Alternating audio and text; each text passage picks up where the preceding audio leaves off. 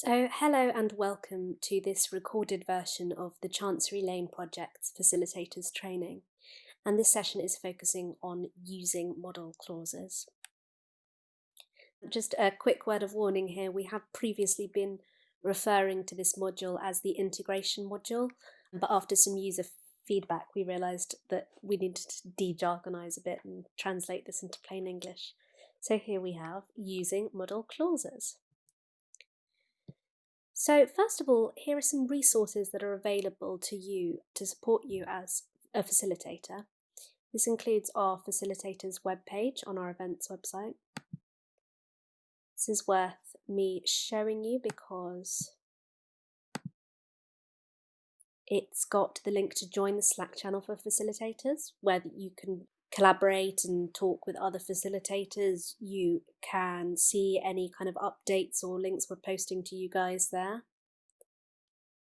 It's also got downloadable versions of both the slides that I'm using today and also the handbooks. And it's got the sign-up form for you to register your interest as a facilitator. So here we also have the aforementioned Using Model Clauses handbook, a How It Works guide, and a cheat sheet, which is a A4 piece of paper with all the links that you will need for each module, nicely set out for you so that you can have them quick to hand. So the initial steps to sort of get through the gateway to join TCLP are first of all to get involved. That's our main website there, chancerylaneproject.org/get-involved. And you can also sign up to be a facilitator on the events page I just showed you for facilitators. And our anticipated expectations of you as a facilitator, well, in the period preceding the big hack, this involves light touch engagement, so as you're doing now, approximately once a week, some orientation and community building throughout October. This is all gearing towards the main event, which will be one full day over the 5th and 6th of November during Pro Bono Week. So this will actually start on 12 p.m. London time on the 5th and run until 1 p.m. London time on the 6th. And it will pass all around the world, so from EMEA to the Americas to Asia Pacific and background to EMEA again.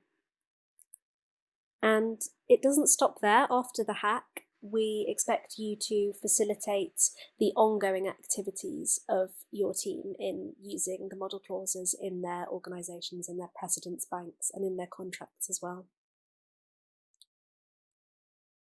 So this session will introduce you to the facilitator's role, set out TCLP's objectives, introduce using model clauses, and walk you through the 4 phases of using model clauses and the processes that you will facilitate. Your role as a facilitator, it's important to stress that you're not here as an expert or consultant as much as you are to guide participants through the events. And legal expertise is of course a fantastic bonus, but it is not required.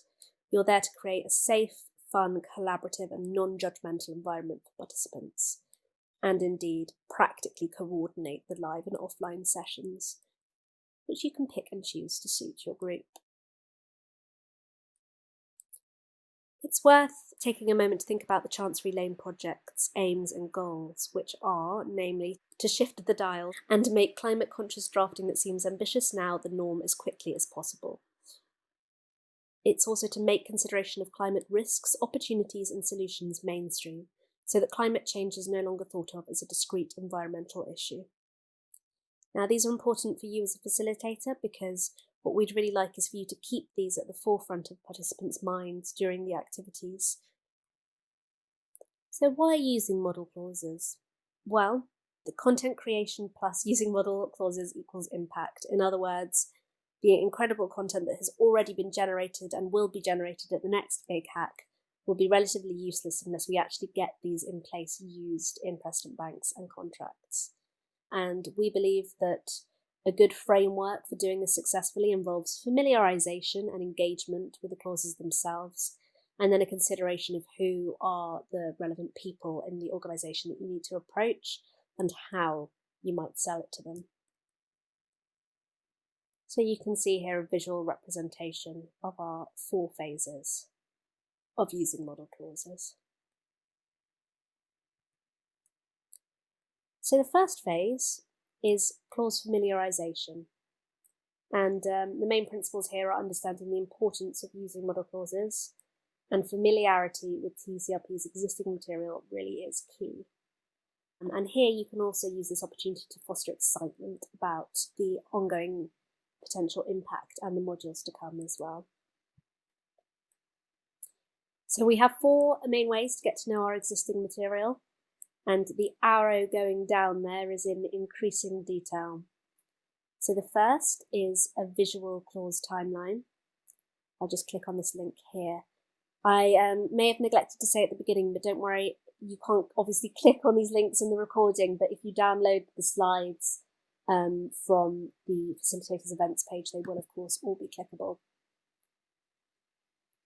So here you can see this visual timeline of a map really of where all our clauses come in the various stages of the contractual phase, and I think it's a really nice way to map it out and see the spread of material that we have and where they come, and then of course subdivided into things like supply chain or energy and transport, as you can see there.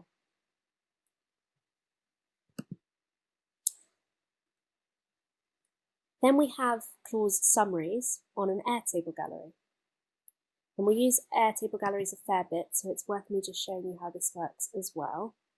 So here you can see we have all our clauses in sort of playing card form. They're summaries, and you can click on a card to get the full text. There you see the summary broken down into issue, solution, and impact. Another great feature of the Airtable gallery is you can use the filter toggle in the top left corner, as I am now, and you can add a filter such as, say, practice area contains commercial. And then if you do that, it will filter your view so that you're only looking at the clauses in the practice area commercial. And this can be a useful way if you don't want to look at the whole 54 clauses immediately. This is a good way of zoning into your particular practice area or area of interest. And so for that reason, we also have the full clauses in a filterable and searchable Airtable gallery there. And last but certainly not least, we of course have our full publications in PDF form available on our main website there. The most recent of which are the Climate Contract Playbook, edition 3, and our Glossary, edition 2. There's also a degree of evaluation and selection that can take place in the clause familiarisation phase, and it's really up to you as a facilitator how you do this.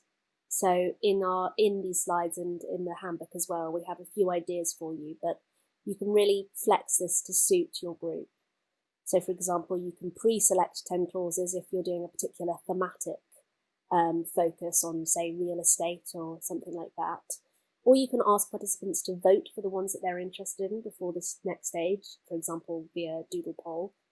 And we've got a couple of game ideas for you as well. So you can rate the clauses red, amber, green. You can have clause championships where everyone has to introduce or elevate a picture clause and then people vote for the winners. And this can be a way of kind of gamifying the initial process of digesting the material and making sure people get a really good purchase on them from the outset. And again, this is just an example exercise, but what I've done here is I've set up an Airtable gallery with 5 pre-selected clauses, which were clauses that were identified by the core team as being quite universally applicable. And then I created a Google form which has the particular clauses that I chose, but you can duplicate this template and substitute it for the clauses that you chose. And it just has the clauses, and it has 4 key questions to encourage participants to start thinking about how easily they will be used in contracts. So how widely applicable they are, and then how great is the potential climate impact. And if I just skip through these questions here, bear with me.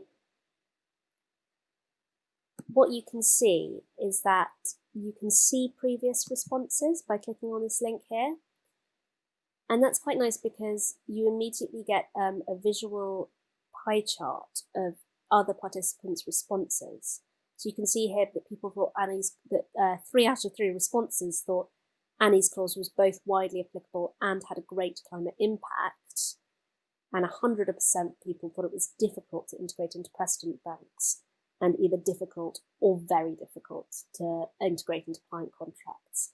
So this is a really great way of starting the discussion of selecting clauses to go forward that people think are both greatly impactful, but also grappling with the issues of how difficult they will be to use in reality.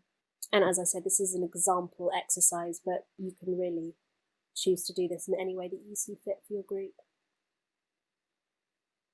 And the second phase is called clause engagement. And the main ideas of this phase is to get people excited about what they can do with the clauses and encourage lawyers to be creative in a way that they feel comfortable with.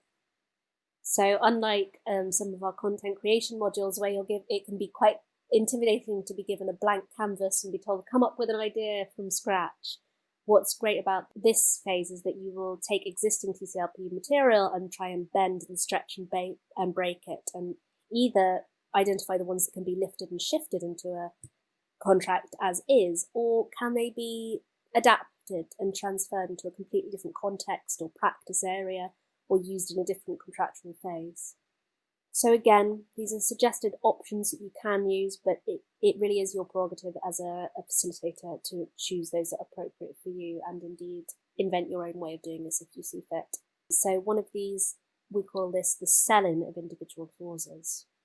So using the same 5 clauses as previously for an example, we have a Google Doc template here which people can collaboratively input into with the relevant stakeholders or gatekeepers, the obstacles there might be to getting these clauses into a precedent bank, and indeed the next steps that will be needed to take. Just a quick note here about confidentiality. We imagine that these modules will largely be taking place on a firm or organisation internal basis, but if that isn't the case, then do keep in mind reminding participants of confidentiality.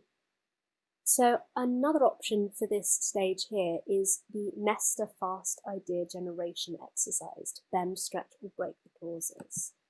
And this here takes you to a template on the Nester DIY toolkit. And you can see here that this is a template that helps generate new ideas by thinking differently. And it will ask you to take a clause and either invert it by turning the common practice that as drafted upside down, integrate it with other offers, extend it, differentiate it, add to it or subtract to it, translate a practice associated with another field, graft an element of practice from another field, or exaggerate it by pushing something to its most extreme expression. And what we find here is, again, this can really stimulate the mind of the lawyers and show and give them a bunch of different ways to approach this exercise and how they can take existing TCLP material and really make it their own.